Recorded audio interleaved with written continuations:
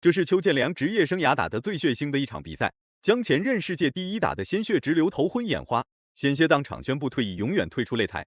坦克邱建良毋庸置疑是当今社会最强的羽量级拳王。当他没有坐上羽量级世界排名第一位置的时候，很多羽量级选手为了争夺第一打得死去活来。就当邱建良坐上了羽量级第一宝座的时候，那些常年纷争不断的羽量级选手们瞬间老实了很多。毕竟邱建良是一步一个脚印，打遍了排名前10所有的选手才坐上了世界第一的位置。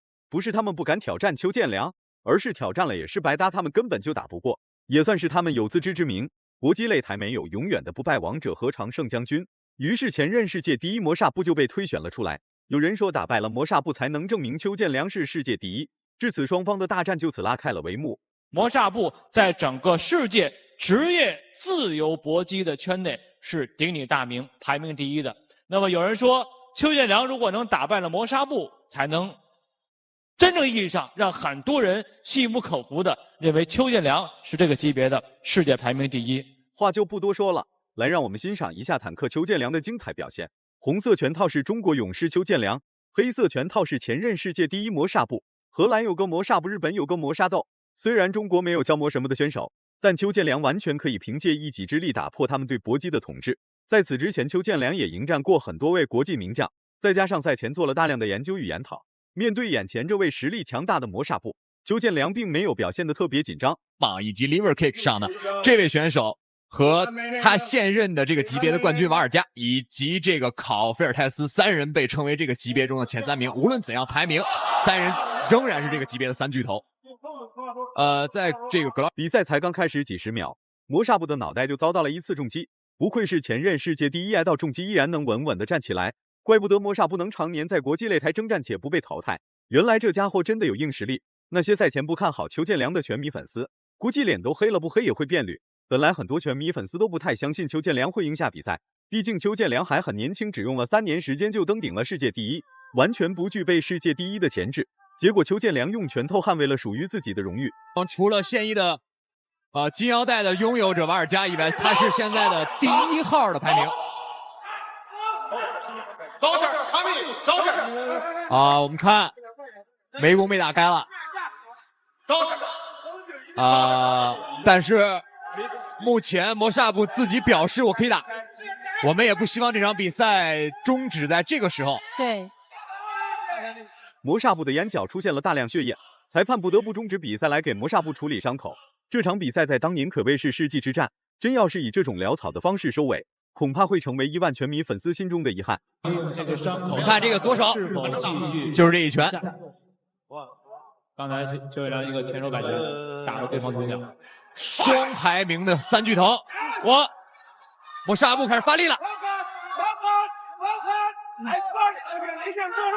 受伤严重的魔煞部并没有放弃比赛，而是继续回到擂台上征战。邱建良丝毫不退让，拿着拳头就开始猛压魔煞部内围。实力山大的魔煞部也是没有放弃对抗，就算是顶着压力也要对邱建良实施的猛烈进攻。注意力集中、精神状态充沛的邱建良保持得十分警惕，完全不敢有半分放松。毕竟他这一次的对手不是一般人。集中，我们一直以为邱建良可能会拖着他拖到最后的回合去打，但是邱建良一直是一个不按套路出牌的选手，就跟当年打古拉宾一样。我们看魔煞部的这个左眼应该是左眼。最后一次，再次被读秒的魔煞部依然很淡定，不愧是经过大风大浪的世界第一，这点小伤还影响不了他在擂台上的总体发挥。对于魔煞部来说，击败邱建良的意义也很大，最起码可以让他继续巩固在国际擂台上的地位。然而邱建良真要是击败了魔煞部，那么整个羽量级恐怕都要以邱建良为尊主。对，能够赶快的进行下去。刚才的对攻，魔煞部没有压住阵脚，然后要寻求一波硬攻。但我们的观众对他了解的观众都知道，其实魔煞部并不是擅长这种重击的选手，他是更擅长打速度和密度的选手。但他眼角的这个伤对他还会影响他左侧方向的判断，也就是邱建良后手后腿的判断。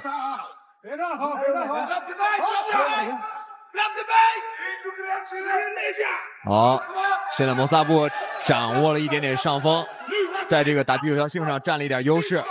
第一回合很快就要结束了，在这3分钟的时间发生了很多的事情。魔煞部被2次读秒，并且眼角被打开了一道口子。如今还要面临邱建良所发起的猛烈进攻，一波接一波的猛攻彻底摧毁了魔煞部。无论风云再起，天地最豪迈，我们一起为你喝彩。的这个伤涂抹口，凡士林，顶上了创可贴，是不是还要继续打？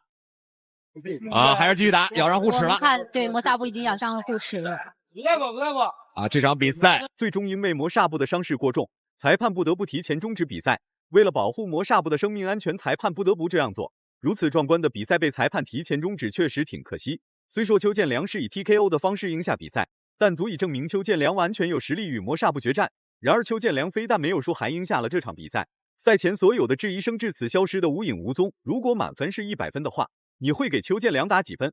视频到这就结束了，咱们下期不见不散。